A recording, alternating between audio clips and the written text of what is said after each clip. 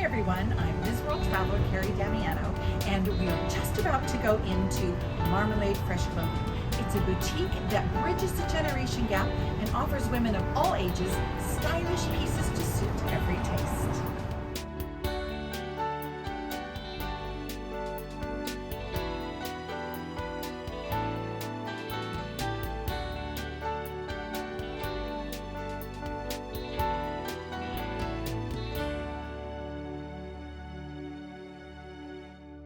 So I'm here with Marie Widmyer, the owner of Marmalade Fresh Clothing.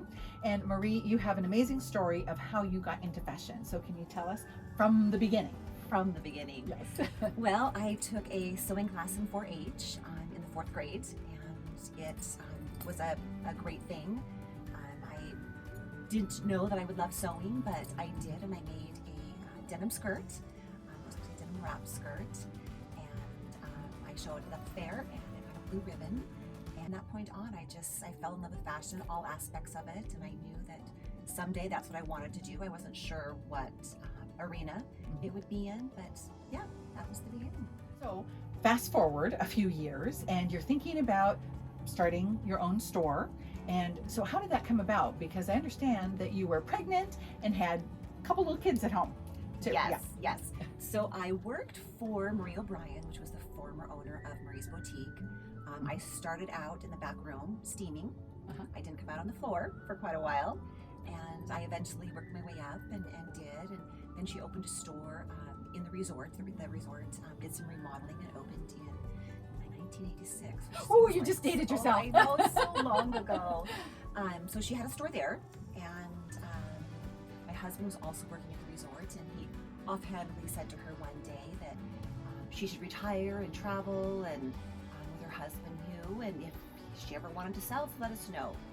And it was such an offhand remark that he didn't even come home and say anything to me.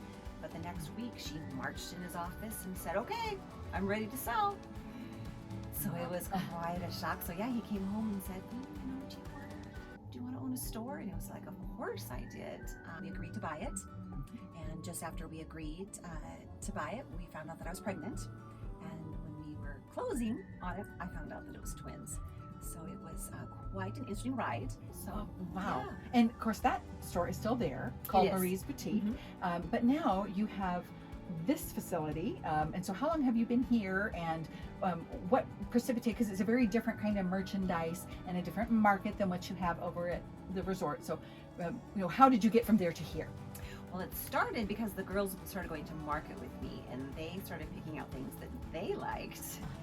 And how old were they?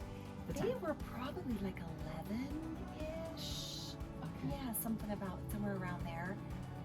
And yeah, they would find all these things that they wanted, and we kind of ran out of room to carry so many different looks. And so we kind of looked around and thought, well, maybe we'll do another store. So we opened up probably 15 years ago in a different location, and then about 7 years ago we moved to this current location.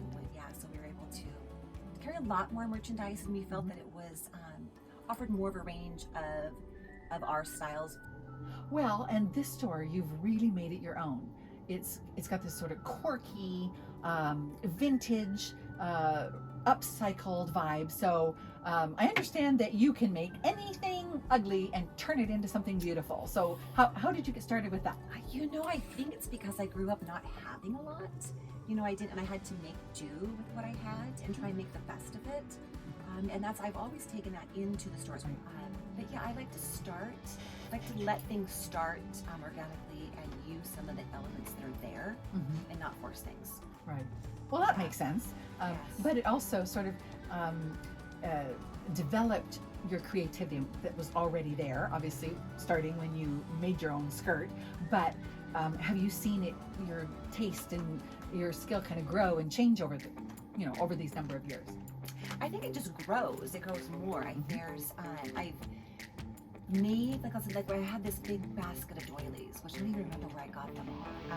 And it's like I wanted to find a use for them, and so I did. And so I framed some, and I like to try and use different elements that you wouldn't think of in a creative way. So I think it definitely over the years I get a challenge of trying to figure out what to do with some things. Yeah. It'll be fun. So what is it like working with your daughters? It can be challenging. I like the perspective that they have of new eyes. It's interesting. So I like the energy that they bring. Well, thank you so much, Marie. Appreciate you having us into the store, and can't wait. We're going to, take a look around and see some of the fabulous things that you have here. So Perfect. All right. Thank you. Marie owns the store with her twin daughters, Casey and Katie. And while Casey runs the Brooklyn, New York store, Katie recently launched Coeur d'Alene Fashion Week. Motivated by the opportunity to develop young designers, Katie Widmyer's goal is to grow the business of fashion in North Idaho. And she is well on her way with 3 successful events under her belt.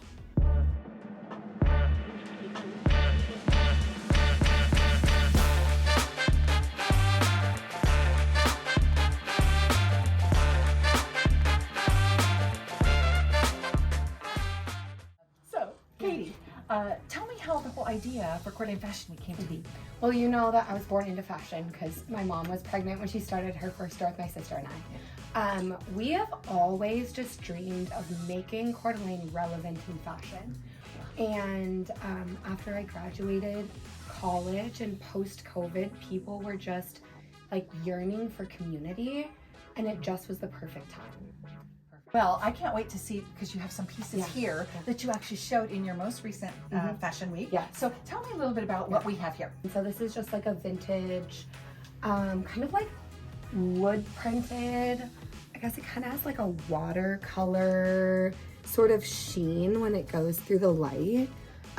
It just kind of was reminiscent of like the water during the summer. It reminded me of the river, but this was a vintage piece shown by Marmalade Underground, which is the store that we're in right now. Okay. Before you move on to that, Yeah. so you've mentioned Marmalade Underground. Yes. So how is that different from the Marmalade upstairs? We are in the basement of Marmalade, but the merchandise difference is all of this is going to be vintage, reworked pieces. An emphasis on the rework because, we love getting vintage pieces, but we're so busy trying to recreate that we're not the historians of the pieces. We're trying to use that fabric, repurpose it to give it life again, and just using vintage to experiment with trends. Some colored pants. Work pants right? are super huge right now. Girls love kind of like that New York and Company look now, or what is like Express. Like a lot of girls love Express right now. So this is like a vintage take on like the workwear that I would actually probably make, a guy wear this. A guy modeled the pink pants. Really? Yeah. What a fun, some interesting look. Converse with it. Yes. Well, and isn't that really what Fashion Week is about? Yeah. It's just kind of expanding your view of what things have to go together and what's possible. What's possible. Exactly. I love that. Yeah, what's possible. So this is so colorful, and I'm all about color. So tell me about this. So this has a little bit of an African tribal print. This is a designer from Liberia. Her name is Annie Baseji. And she imports all of her fabrics from her community in Liberia. And she's an incredible woman that lives in Minnesota. She's a refugee from the Liberian Civil War. And if you meet this woman,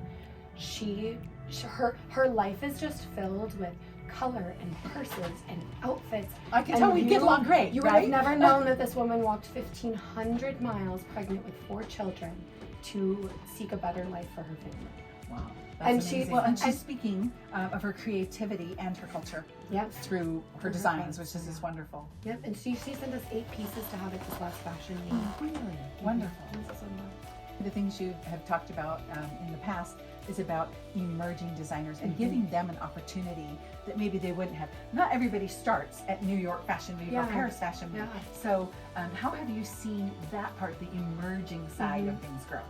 Well, we started our very first fashion week about a year and a half ago now, and we had 4 emerging designers that came together to put this. They said, we have pieces, we need to sell them, we need to show them. I think it is really established in our community that fashion can be a trade, in the same way that you can go and get formal training on welding or become a lineman. And it's for the people who have a creative mind. You don't necessarily need to go to college, but always getting further education is going to be a benefit to your career. And so what do you see as the next, rendition of Coeur Fashion? Well, as we're growing, I would like to kind of still hone in on the production.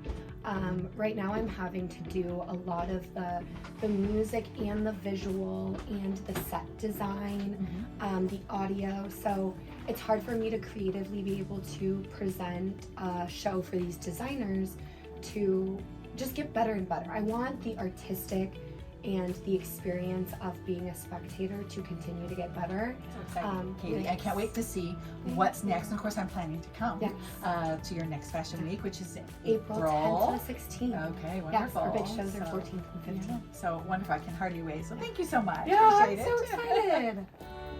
Conveniently located right downtown, Marmalade is a must-stop and see for any visit to Coeur d'Alene. Well, that's all from Marmalade, but I've got more to show you from Coeur d'Alene next segment. So stay tuned.